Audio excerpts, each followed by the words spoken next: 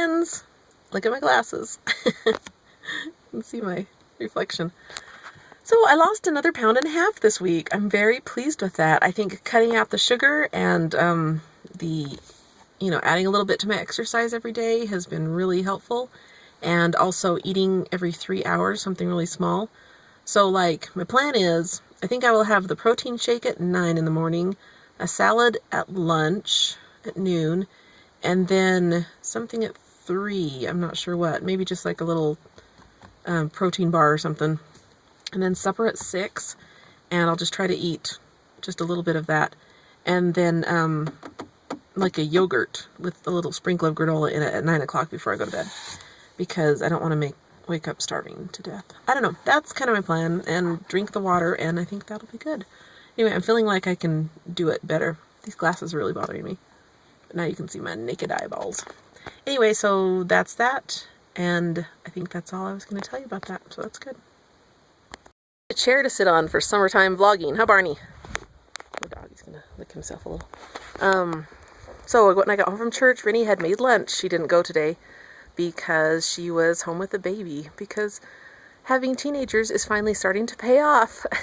The baby was having kind of a little tummy ache, so I left him at home because I had to play for primary, and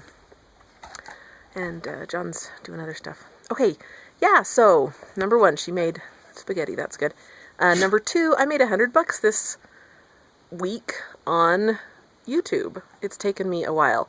In my entire YouTube career, I've made $200. Like 214 is what the thing says. I started my channel, it's a bug on my hand, August of 2010, I think, and I finally, that was when they wouldn't just, it took a lot of work to get you to monetize. When I joined the Orbit, I got enough subscribers that they finally offered me a YouTube partnership, so that was cool. So monetized, and anyway, but I've already spent my money, so I've already spent that $100.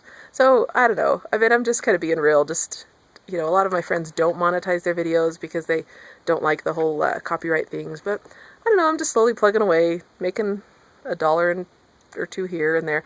We figured that was about 20 cents per video, so not really getting rich anytime soon, but that was cool. But I wanted to do a little product review for you guys today. I just talked just a second ago about like protein bars. It's getting kind of windy all of a sudden. And so I got these this week. Ta-da! Can you see what it says? These are South Beach Diet bars. I've read the South Beach Diet book, and it's a pretty sound idea. My doctor suggested it, years ago. Probably could have been 10 years ago, maybe. Anyway, so it's a low carb, high protein diet, basically. Yeah, so these have 1 gram of sugar and 3 grams net carbs and 6 grams of protein. And it always confuses me because there's only 5 bars in here, and usually when you get a granola bar or something, there's 6 in there. But they're toffee nut flavor, and they're not too bad. I ate one during church today. Oh, you guys, I'm so irreverent. Yeah, I was at the piano. And it was like in between songs, and I'm hidden, nobody can see, so I'm just like munching on my little bar. But they're like they have almonds in them and stuff. Anyway, pretty good. So that's that. Talked about that. Okay, I'll be right back. I have more stories. Okay, one more story. So my brother Rhett and his wife just bought some property. I think we talked about that previously. 2 acres. They paid cash for it. I'm really proud of them. But there's no power or water or sewer or electricity. I said power. Is that it? Are those the things you need on it? And it's just mostly sagebrush. So they have to get all those services in there. They'll have to get their own septic system and stuff.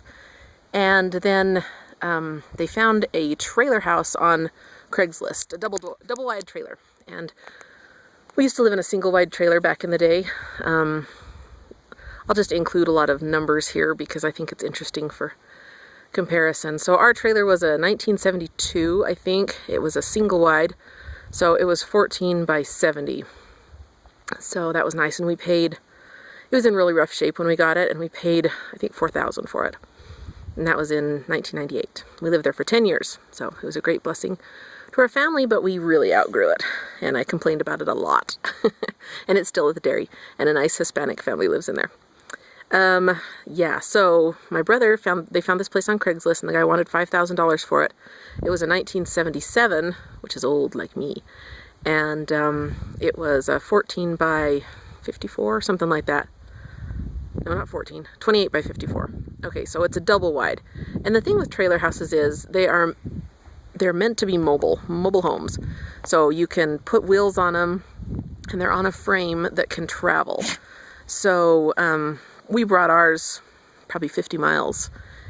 John just pulled it with a tractor on some back roads. So my brother went up there, and John went with them, and they went to check it out. And they were able to split it in half, because the double wide, it's so fun to try to explain what a double wide is. The double wide, it can go in two pieces down the road, basically. So John's going to hook one piece to his semi, and I don't know how they're going to pull the other home. But I think my dad's pickup will actually pull it. That would be awesome, to pull a house with a pickup.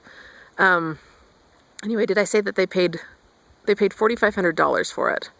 Yeah, and it was in really rough shape, like original carpet from the 70s. And okay, yeah, so they went to split it, but there was a high wind warning yesterday up where they went, and you'll see on my videos in this coming week, the wind was nuts.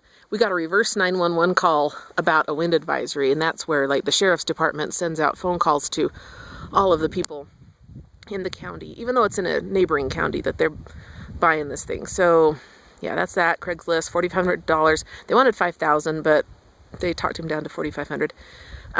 There were some people who were living in it, like the owner was trying to help them get a home, basically. So he let them live there, and basically it was kind of a rent-to-own situation, I think, but they only made one payment in 1 year, and they were supposed to be making monthly payments, so he kind of kicked them out, and they left. Well, some member of their family or one of their friends or something came into the trailer, and this isn't good at all. They broke all of the light fixtures, they tore all of the doors off the inside, and they took chocolate pudding and smeared it all over the place. Desi said, I hope that was really chocolate pudding. Because, you never know. This place, I don't know. When I was cleaning up stuff, I don't think it was chocolate pudding. But she said it wasn't mixed up very well, so that's why she's thinking it was actually chocolate pudding. So I told them they should have called the police, but they just said, well, we'll just deal with it. But anyway, so it was too windy. It's going to be we're concerned about the wind driving down. They've got to haul it like 200 miles probably. And I get to be the flagger girl, and I'm kind of nervous about it because these projects never work out. I told them they need to wrap the whole house in saran wrap, because they did have a piece of tin fly off in the wind and hit my brother's dome light and cracked it and broke it. So anyway, I get to be one of the flagger girls, and I don't know, I'm nervous about the trip because we're going to be like a big old convoy, and I can't have rubber duck as my handle. Maybe I can have Caramoon. Caramoon can be my handle. Anyway, but I think we do have to have communication, and I don't know, it's going to be kind of scary, but we can pretty much just take the interstate down to where my brother lives. Hey, there's my boy. Anyway, so that's my story for the week. I think it's kind of a long one. Yeah. Okay, talk to you later. Bye.